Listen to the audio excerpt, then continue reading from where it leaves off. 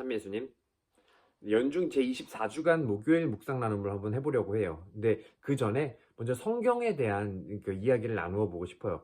우리가 뭐 성경을 다양하게 이렇게 정리해 볼 수 있지만 가장 기본적인 표면적인 내용으로 이렇게 정의를 해보자면 하느님과 인간의 이야기, 조금 더 구체적으로 가보면 하느님과 이스라엘 백성이 맺어간 그러한 이야기들을 이제 글로 적어 놓은 거죠. 이제 신약으로 오면서 이제 예수님에 대한 이야기로 이제 이어지는 건데, 먼저 그 하느님과 인간의 이야기, 하느님과 이스라엘 백성의 그 관계에 대한 이야기가 왜 성경으로 이렇게 자리를 잡게 되었고, 그것이 우리 신앙에서 왜 중요한지에 대해서, 왜 성경이 위대한 책인지, 왜 중요한 책인지에 대해서 한번 생각을 해보고 싶어요. 이게 사실 보면 우리나라 뭐 조선왕조실록이나 뭐 어떤 다른 나라의 역사책이나 이런 것처럼 어떻게 보면 이스라엘의 역사를 다룬 이야기잖아요. 거기에 이제 하느님과의 어떤 관계를 맺어왔는지를 적은 건데, 사실 이게 뭐 우리나라의 뭐 조선왕조실록을 예로 들어보면 왕들이 이러한 업적들을 이렇게 이루었고 그 나라에 어떤 일이 있었는데 이 왕이 어떻게 했고 뭐 백성들이 그 당시에 어떻게 했고 이런 사실들을 이제 전달을 하면서 그 당시에 이 왕들이 얼마나 뭐 위대하게 얼마나 훌륭하게 일을 해놨는지를 이렇게 적어 놓은 거잖아요. 물론 뭐 역사는 승자의 역사라고 하면서 좋은 점만을 적어 놓지만, 그런데 바로 이 부분이 성경이 더 위대하고 더 특별한 의미를 가진다는 그런 점입니다.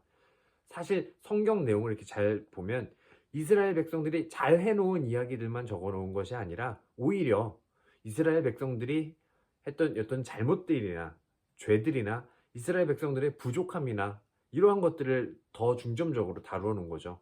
이스라엘 백성들이 자신들의 역사에서 좋은 점만을 이렇게 적어 놓은 것이 아니라 자신들의 실수와 과오와 이런 것들을 하느님의 빛에 비추어 보면서 이게 자신들의 어떤 부족함에도 불구하고 하느님께서 이끌어 가신 그것에 대해서 감사하면서 자신들의 잘못된 과거들을 되돌아보면서 회고하면서 쓴 것이 바로 구약 성경인 거죠. 그래서 더 위대한 것 같습니다. 우리가 사람이라면 기본적으로 더 이렇게 나의 잘한 점들을 이렇게 부각시키고 잘못한 것들을 감추고 이러한 성향이 있기 마련인데, 사실 하느님의 그런 이끄심의 앞에서, 하느님의 그런 빛 앞에서 이스라엘 백성들이 자신들의 과오를 솔직하게 고백하는 글, 그것이 바로 성경이었고, 그렇기 때문에 성경이 위대하고 우리가 꼭 읽어야 하는, 신앙 안에서 우리에게 귀감이 되는 책으로 자리를 잡은 것이 아닌가 생각을 해봐요. 이러한 관점에서 오늘 제1독서를 한번 보고 싶습니다. 오늘 제1독서에서 사도 바오로의 고백이 담겨져 있어요.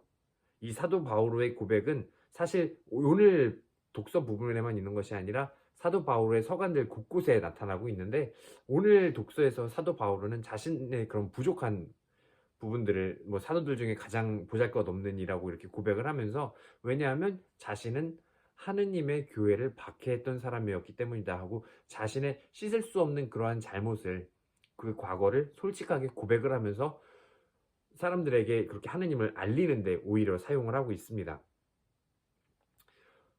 그렇기 때문에 사도 바오로도 이방인들의 사도로서, 그리고 복음 선포자로서, 하느님의 도구로서 더 중요한 역할을 하게 되는 것이 아닐까 싶습니다.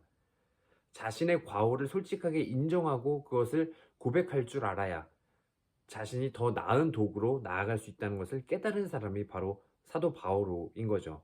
그래서 이 서간에 나오는 사도 바오로의 이런 고백들은 우리가 신앙 안에서 어떻게 걸어가야 하는지, 어떻게 하느님의 도구로 거듭날 수 있는지를 가르쳐주는 어떤 지침이 아닐까 하는 생각을 해봐요.